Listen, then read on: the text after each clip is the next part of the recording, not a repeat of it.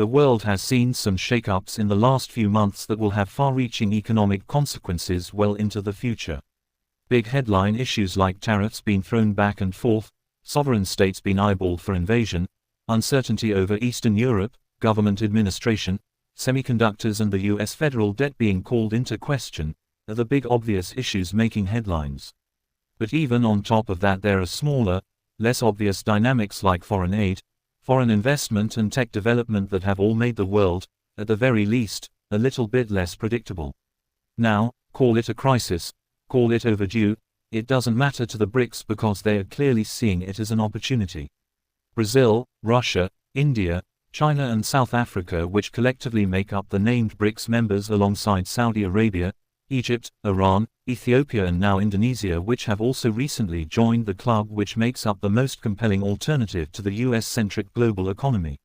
Collectively, these countries control a huge share of the world's vital resources, almost half of its population and a large share of global trade. By the numbers alone, it's hard to see why this group doesn't already have more influence.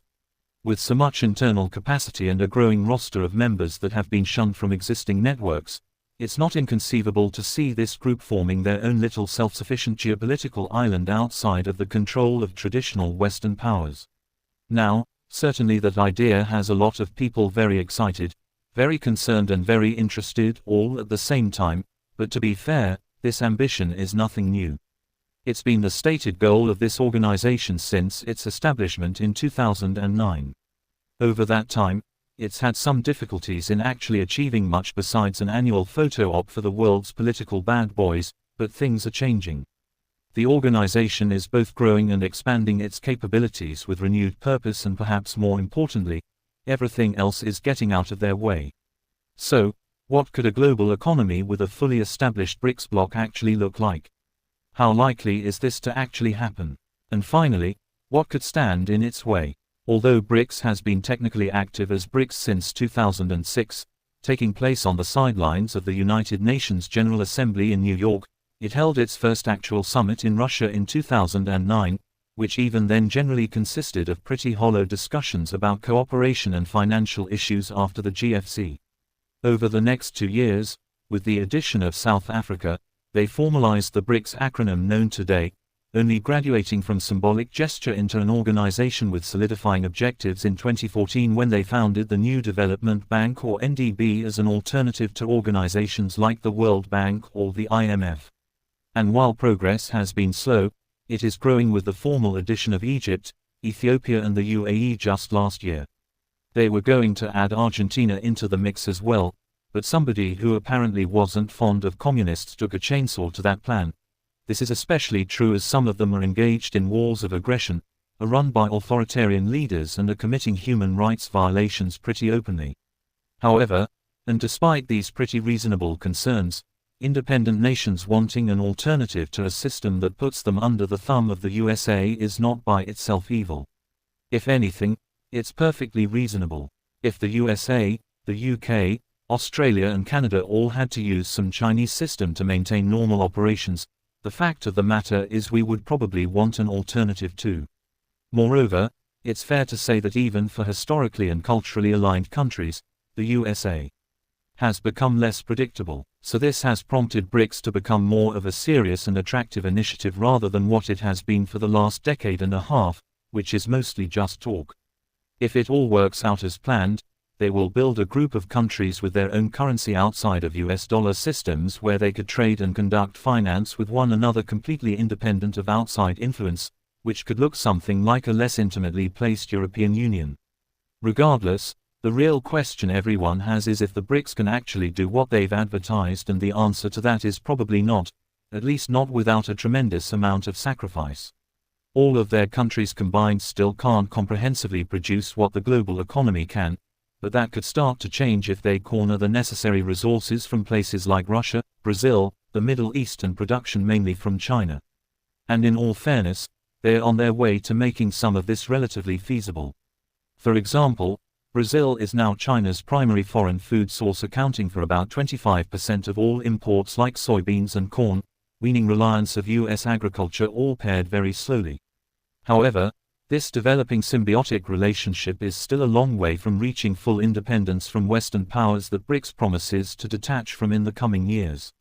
Also, putting obvious political tensions aside for the moment, there is a cultural and institutional framework that something like the EU has that the BRICS hasn't accomplished, at least not yet. The EU has the European Commission, Parliament and Court of Justice, all of which together have the power to make, enforce and interpret EU law over member states. Plus there's the European Council where heads of state meet to introduce policy that other members must follow. Meanwhile, BRICS, even with its new separate banking entity, which importantly must be recognized is not a central bank, still represents a loose association lacking supernatural powers that can enforce the status quo. If BRICS really wants to become everything it's promised to be, it's going to need those strong institutions with credible authority over member states to keep the whole group in line. And that's a problem because none of these member states and their respective leaders are really going to be that excited about giving up their often unchecked power to some supranational body.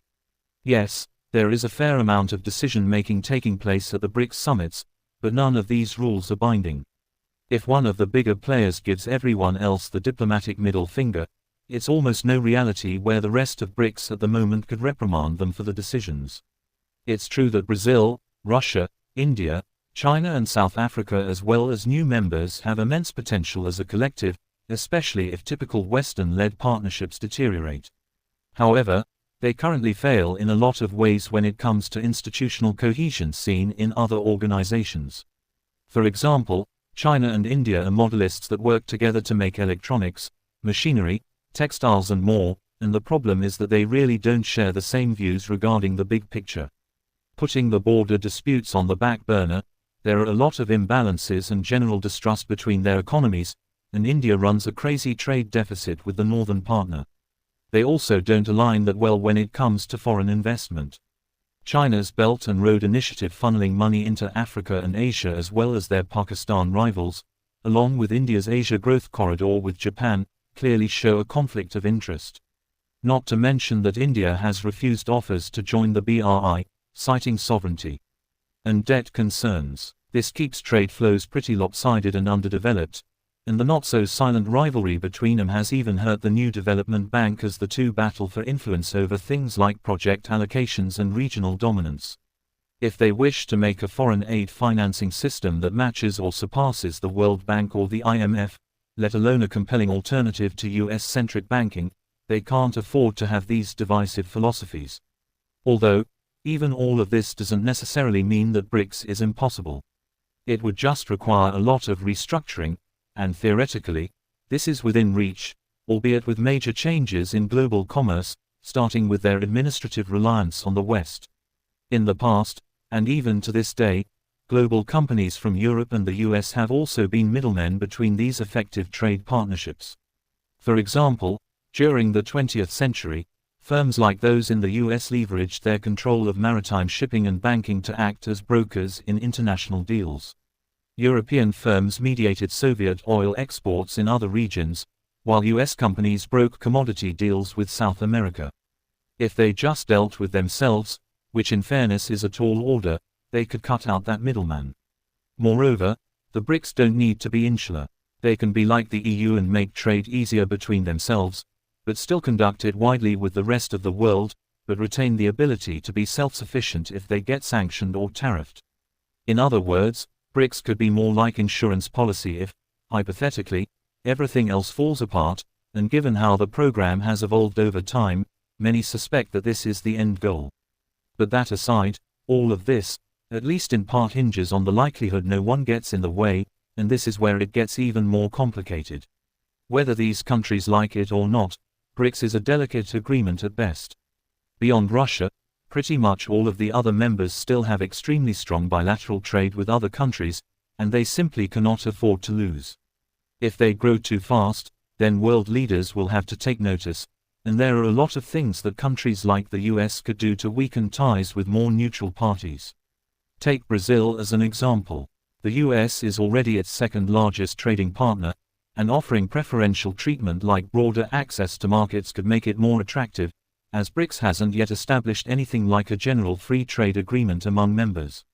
Or they could do the inverse and carry the proverbial big stick.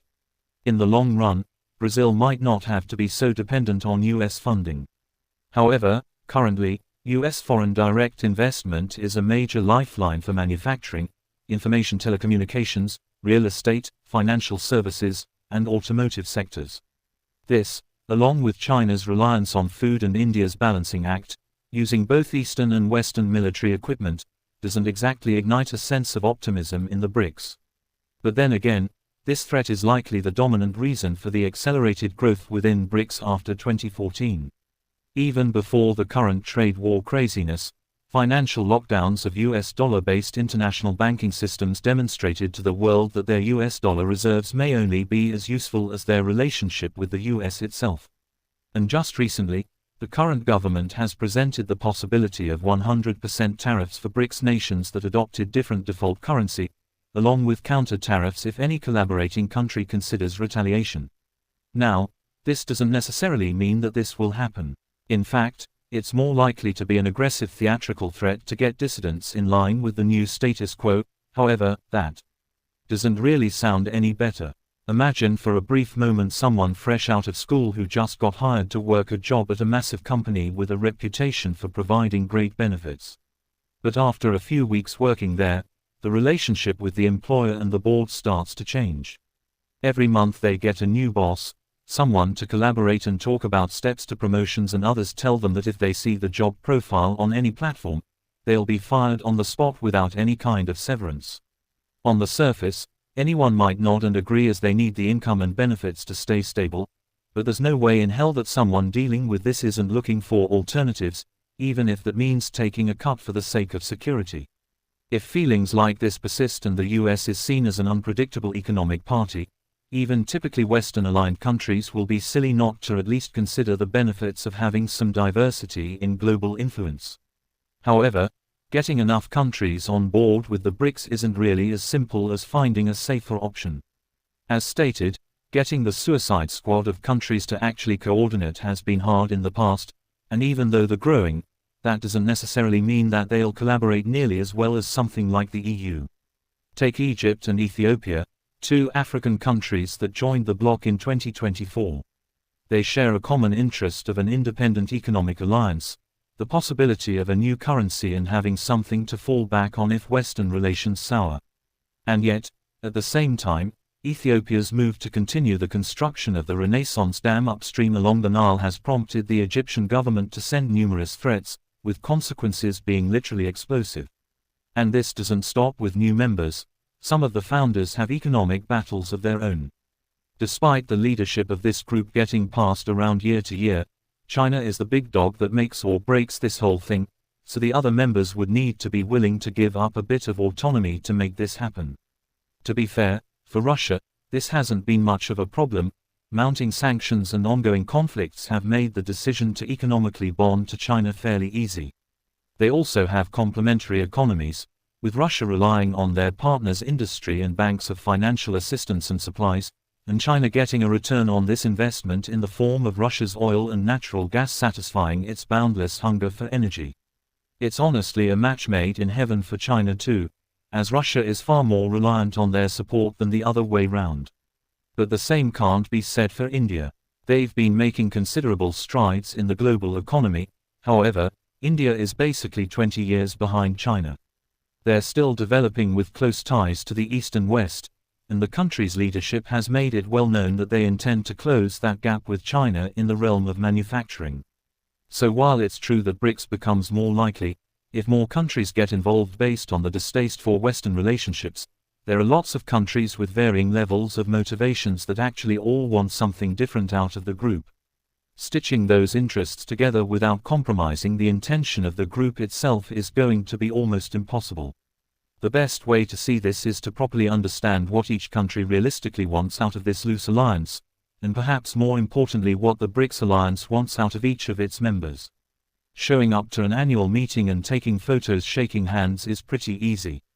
Doing anything more is going to require some big moves from a hodgepodge group of authoritarian governments. Democratically elected leaders from across the world, the political and world spectrum. These governments are also not completely unified entities themselves. They have their own internal politics. Now this is economics explained, where like all economists,